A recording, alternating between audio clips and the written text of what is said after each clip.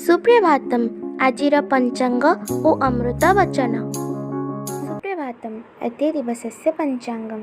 अद्य श्री श्वेतवराह कल्पस्य वैवस्वतमन्वन्तरः द्वितीयपरार्धः उत्तरायणः वसन्त ऋतुः फाल्गुनमासस्य शुक्लपक्षसप्तमी तिथिः बृहस्पतिवासरश्च चुकाब्द षड्विंशत्यधिक एकपञ्चाशत्शतं विक्रमसंवत् 81-द्विसहस्रं मार्च् मासस्य षष्ठीतारिका।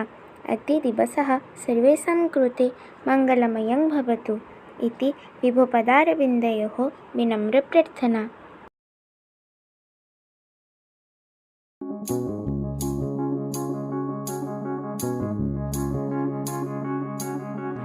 विद्या संगे राजपण नुहई समान करिबा लोक मुखरे गणन। राजा पूजा पाए सिना आपणा देशरे, विद्यावंत पूजा पाए देश विदेशरे।